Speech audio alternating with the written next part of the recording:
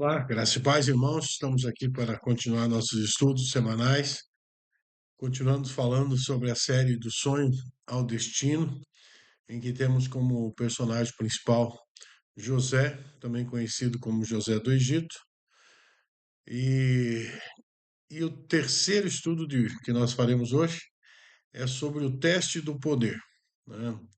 Nós já vimos sobre o teste do palácio, já vimos sobre o teste da prisão e hoje será o teste do poder, né? Então, José é o nosso personagem durante esse mês e cuja história estamos lendo em Gênesis capítulo 37 ao capítulo 50, onde encerra o livro de Gênesis. Ele teve um sonho dado por Deus, né, e que um dia receberia grande autoridade e poder para cumprir um destino de Deus, né, que Deus tinha planejado para ele. E para cumprir isso, então, ele passou por alguns testes. Ele se tornou o homem segundo homem mais poderoso do Egito do seu tempo, né? Só abaixo de Faraó, governando aquela situação da crise que ocorreu, né, devido à fome que aconteceu na terra do Egito. E ele foi o homem escolhido por Deus e preparado por Deus. E aqueles 13 anos de prisão, com certeza, fortaleceram o seu caráter e mostraram a sua entrega e obediência a Deus por completo, né? Em 13 anos, muitas coisas poderiam ter mudado na cabeça de José, mas ele se fortaleceu na presença de Deus, né? E como você tem visto, como José se saiu, né, como um governante do Egito. Como nós faríamos se fosse nos dado tão alto grau de responsabilidade? O que faríamos nós, né? Como a maioria das pessoas reagem ao sucesso? Muitas pessoas que depois que alcançam algum nível de autoridade ou mesmo de prestígio na sociedade, em alguns casos deixam muito a desejar, não é verdade? Deixam a sua humildade muitas vezes para trás. Eh, e você sabia que o que Deus faz com as bênçãos dele, as oportunidades que ele nos dá, que ele nos proporciona, é um verdadeiro teste para o nosso caráter? Você sabia que isso pode definir o nosso destino, os testes que nós enfrentamos, as dificuldades que enfrentamos, né? Então, muitas vezes pensamos no desejo por poder, e pensamos em termos negativos. Afinal de contas, temos alguns exemplos terríveis sobre pessoas que assumem poder e acabam com isso utilizando-se do seu poder para maltratar as pessoas. É verdade que muitas pessoas têm um desejo errado por poder, né? Tem um desejo de que poder vai resolver seus problemas e é muito egocêntrico no seu interesse. São enraizados no egoísmo, mas existe também um desejo correto por poder, né, que Deus colocou em cada ser humano ao criá-lo. Deus nos deu poder, deu autoridade ali para Adão, né, dominar sobre os peixes do mar, sobre os animais, sobre as plantas. E até hoje os homens continuam ainda com esse domínio, né, sobre as coisas criadas. Então fomos criados à imagem de um governante, de um Deus todo-poderoso, cheio de amor. Essa imagem de Deus respinga em nós, então, a autoridade também. Nós somos autoridade.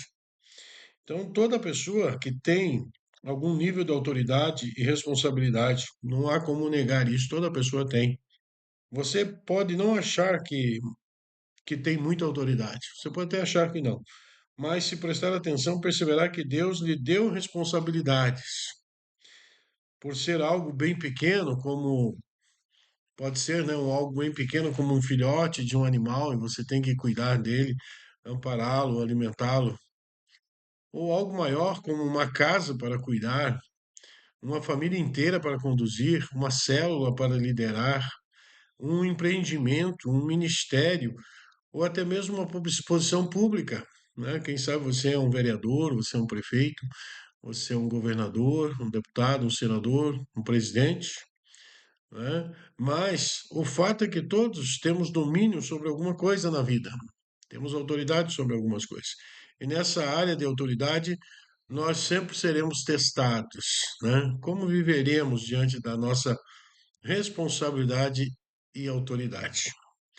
Então, a virada na vida de José. Nós já vimos aí a dificuldade de José até esse tempo da sua vida, ali com aproximadamente 30 anos de idade. Agora, ele passa por uma mudança radical, imediata, que é o que nós vamos ler aqui em Gênesis 41, de 1 a 16. E depois à frente, mais um pouquinho, para entendermos o que está acontecendo ali no teste do poder. Desde que Potifar havia mandado José para a prisão, justamente já haviam se passado 12 anos. E há 2 anos José tinha interpretado o sonho do copeiro e do padeiro, porém as coisas estavam prestes a mudar. Então vamos ler essa história lá em Gênesis 41, de 1 ao 16, diz assim: Ao final de 2 anos, o faraó teve um sonho. Ele estava em pé junto ao rio Nilo, quando saíram do rio 7 vacas belas e gordas, que começaram a pastar entre os juncos. Depois saíram do rio mais 7 vacas, feias e magras, que foram para junto das outras, à beira do Nilo. Então as vacas feias e magras comeram as 7 vacas belas e gordas. Nisso o faraó acordou, tornou a adormecer e teve outro sonho. 7 espigas de trigo graúdas e boas cresciam no mesmo pé. Depois brotaram outras 7 espigas mirradas e ressequidas pelo vento leste. As espigas mirradas engoliram as 7 espigas graúdas e cheias. Então o faraó acordou, era um sonho. Pela manhã, perturbado, mandou chamar todos os magos e sábios do Egito. Ele lhes contou os sonhos, mas ninguém foi capaz de interpretá-los. Então o chefe dos copeiros disse a Faraó: hoje me lembro de minhas faltas. Certa vez o Faraó ficou irado com 2 dos seus servos e mandou prender-me junto com o chefe dos padeiros, na casa do capitão da guarda. Certa noite, cada um de nós teve um sonho e cada sonho tinha uma interpretação. Pois bem, havia lá conosco um jovem hebreu, servo do capitão da guarda. Contamos a ele e os nossos sonhos, e ele os interpretou, dando a cada um de nós a interpretação do seu próprio sonho. E tudo aconteceu conforme ele nos dissera. Eu fui restaurado na minha posição e o outro foi enforcado. O padeiro, né, foi enforcado. O faraó mandou chamar José, que foi trazido depressa do calabouço. Depois de se barbear e trocar de roupa, apresentou-se ao faraó. E o faraó disse a José: Tive um sonho e ninguém consegue interpretar. Mas ouvi que você, ao ouvir um sonho, é capaz de interpretá-lo. Respondeu-lhe José. Veja que palavra sábia de José, né? Isso não depende de mim, mas Deus dará ao faraó uma resposta favorável. Gênesis 41, de 1 a 16. Depois você pode continuar lendo, né? Toda essa história de José, que é muito importante para se aperceber todos os detalhes. Então José não apenas apresentou ao faraó a interpretação de seus sonhos, como também deu ao faraó alguns conselhos após isso, né? Sobre como se preparar para os anos de fome e que estava por vir. A interpretação foi essa: as vacas magras e as vacas gordas. As vacas gordas seriam um período de prosperidade, e as vacas magras seriam um período de pobreza, de falta de alimento, e que se ele não guardasse, né, evidentemente, os alimentos no tempo das vacas gordas, como é bem conhecido como um ditado popular por aí, porém é bíblico, eles então passariam dificuldade. E depois também as espigas, da mesma forma, com a mesma interpretação, né? Então, o conselho de José foi tão cheio de sabedoria que fez o faraó concluir que José, cheio do Espírito de Deus, era o mais indicado para liderar o seu país nas preparações necessárias para a fome que viria, né? Então vamos ver como foi isso. Vamos continuar lendo aqui o texto, dessa vez agora, no mesmo capítulo 41, do 37 ao 44, que diz assim: O plano pareceu bom ao faraó e a todos os seus conselheiros. Por isso, o faraó lhe perguntou: Será que vamos achar alguém como este homem, em que está o Espírito Divino? Disse, pois, o faraó a José: uma vez que Deus lhe revelou todas essas coisas, não há ninguém tão criterioso e sábio como você. Você terá o comando do meu palácio e todo o meu povo se sujeitará às suas ordens. Somente em relação ao trono serei maior que você. E o faraó prosseguiu: entrego a você agora o comando de toda a terra do Egito. E em seguida o faraó tirou do dedo seu anel selo e colocou no dedo de José. E mandou-o vestir linho fino e colocou com uma corrente de ouro em seu pescoço. Também fez subir em sua segunda carruagem real, e à frente os arautos iam gritando: abram um caminho. Assim José foi colocado no comando de toda a terra do Egito. Disse ainda o faraó a José: eu sou o faraó, mas sem sua palavra ninguém poderá levantar a mão nem o pé em todo o Egito. Gênesis 41, 37 e 44. Em uma manhã José acordou como um prisioneiro, não é verdade? E no dia seguinte ele se levantou como o segundo homem mais poderoso do mundo da sua época. O teste do poder vem muito de repente, depois de tantas lutas e provas, agora José começa a viver o sonho de que Deus tinha revelado há tantos anos, aquele sonho lá da sua infância ainda. E ele estava pronto para assumir o seu papel, porque já tinha sido aprovado em vários testes. E Deus agora podia fazer uma virada em sua história. Conosco também é assim. Em um único dia, Deus pode mudar tudo nas nossas circunstâncias. Em um dia, Deus pode colocar-nos dentro do nosso destino. Precisamos estar preparados. Você está preparado para uma virada na sua vida? O que você tem feito? Qual tem sido o teu empenho em conhecer mais de Deus e o seu poder e viver segundo o seu propósito? Então, de onde vinha esse poder, né? O Salmo 62:11 nos diz que todo o poder vem de Deus. Olha só, Salmo 62:11, todo o poder vem de Deus. Uma vez Deus falou, duas vezes eu ouvi que o poder pertence a Deus. Salmo 62:11. Em João 19:10 e 11, Jesus disse a Pilatos que todo o poder e toda a autoridade vem do alto do próprio Deus. Veja o texto. Você se nega a falar comigo, disse Pilatos. Não sabe que eu tenho autoridade para libertá-lo, para crucificá-lo? E Jesus respondeu: não teria nenhuma autoridade sobre mim se esta não fosse dada de cima. João capítulo 19, 10 e 11. Essa é uma grande verdade que precisamos entender. Ninguém teria poder se Deus não o concedesse. Mas Deus deu a cada pessoa, o poder em alguma área da sua vida. E cada pessoa tem um nível de liderança e influência dada por Deus. E a primeira pergunta que eu faço é: que tipo de líder você é? Em que área Deus tem dado autoridade a você? Qual é a área que você exerce autoridade?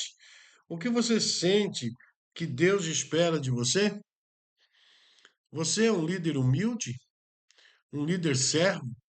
O que você está fazendo com o poder que Deus lhe deu? Né? São perguntas para a gente analisar.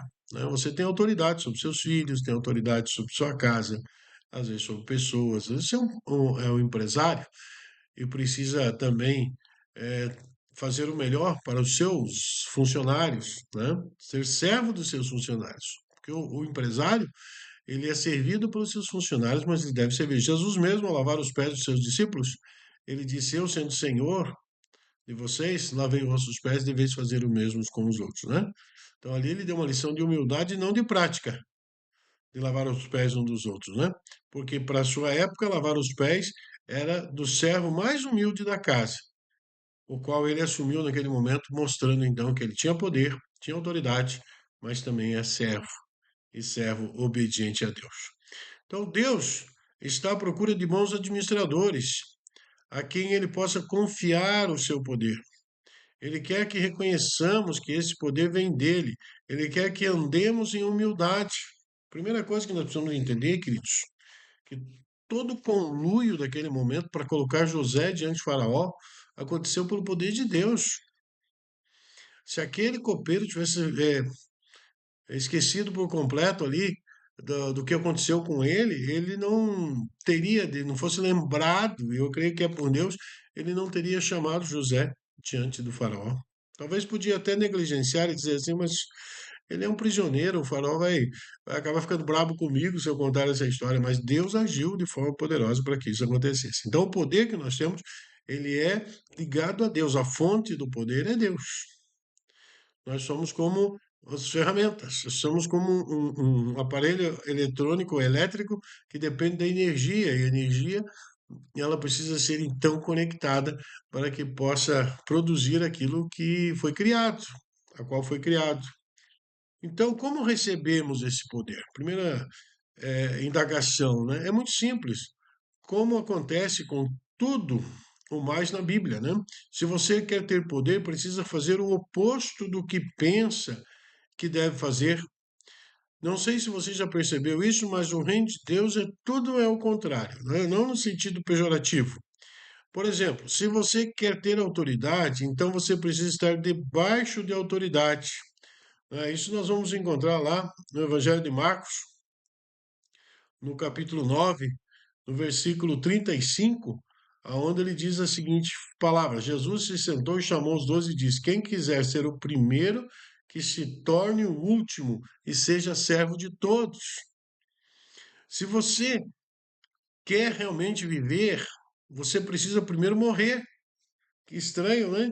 Falarmos assim, mas nós precisamos morrer. Isso está lá em Mateus, capítulo 16, e o versículo é o 25. Vou ler para vocês. Se tentar se apegar à sua vida, a perderá, mas se abrir mão de sua vida por minha causa, a encontrará. Né? O que é o maior? Né?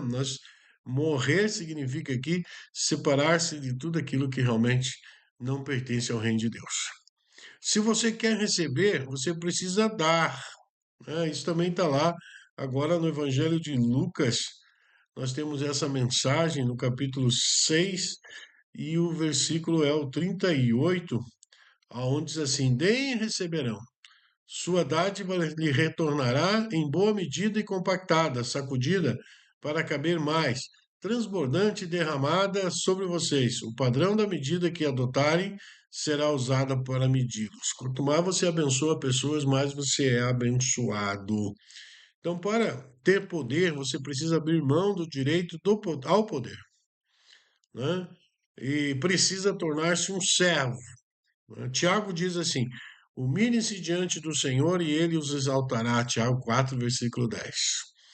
Né? Na verdade, o que nós temos hoje na consciência brasileira, no povo brasileiro, é de que a autoridade é para ser servida e não para nos servir.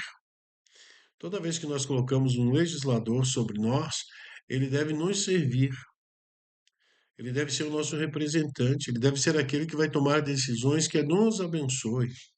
Quando isso não acontece, a pessoa não está exercendo autoridade, mas autoritarismo. Autoritarismo. E aí, então, fazendo o que não deve para com a sociedade. Então, já sabemos que o poder vem de Deus. Assim, é Deus quem nos exalta ou nos dá poder. E nesse caso, aprendemos que, se quisermos que Deus nos exalte, nos dê poder, precisamos nos humilhar. E na sua primeira carta, Pedro nos diz como fazer isso. Então vamos lá, 1 Pedro 5, versículos 5 e 6. Da mesma forma, jovens, sujeitem-se aos mais velhos, sejam todos humildes uns para com os outros, porque Deus se opõe aos orgulhosos, mas concede graça aos humildes. Portanto, humilhem-se debaixo da poderosa mão de Deus, para que ele o exalte no seu tempo devido. Né? Então, tempo devido de Deus também. Por que a gente vê muitas autoridades exercendo de maneira irregular, ou nós mesmos podemos estar de maneira irregular e Deus tem permitido? Porque vai chegar o tempo em que haverá a prestação de conta, e dentro dessa prestação de conta, ai de nós se não estivermos vivendo os propósitos e os princípios do Senhor, né? Então, aqui, para que a nossa mente natural, é, ou para a nossa mente natural, isso pode soar como uma maneira menos provável de se ter poder, não é verdade? Naturalmente, pensando assim, dá a entender que poder é ser superior. Mas devemos lembrar que o reino de Deus é tudo ao contrário. Deus diz que se nos sujeitarmos uns aos outros e nos revestirmos de humildade, Ele nos dará autoridade, responsabilidade e influência quando passarmos no teste do poder. Todo o poder vem de Deus e nós o recebemos sendo humildes. Nós o recebemos abrindo mão do direito ao poder e nos tornando servos. O outro ponto é o propósito do poder. A Bíblia nos diz que Deus deu poder a Jesus quando ele andou nesta terra. Veja o que o apóstolo Pedro falou. Como Deus agiu, ou perdão, como Deus ungiu a Jesus de Nazaré com o Espírito Santo e poder, e com ele andou por toda parte fazendo bem e curando todos os oprimidos pelo diabo, porque estava com ele. Ou seja, Deus ungiu Jesus de Nazaré com o Espírito Santo e poder, para que ele fizesse o bem curando os oprimidos pelo diabo, porque então assim Deus estava com ele. Lá em Atos 10, 38. E a pergunta que vem é: Deus revestiu Jesus de poder? O que Jesus fez com esse poder? Em que ele, o que ele priorizou a esse poder, o seu uso, né? O que ele fez com esse poder? Jesus andou por toda parte fazendo bem, ou seja, Deus concedeu poder a Jesus para que ele pudesse fazer o bem, para que ele pudesse curar as pessoas e as libertasse da opressão do diabo, né? A pergunta: como podemos de forma prática fazer isso hoje? Essas três coisas que Jesus fez quando esteve entre nós: fazer o bem, curar as pessoas e libertá-las da opressão. Você sabe o que você pode fazer para que isso aconteça? Deus não deu poder a José para o seu próprio bem, apesar que isso gerou para ele algumas circunstâncias favoráveis. Mas Deus concedeu poder a José para que ele pudesse alimentar o mundo durante uma severa fome.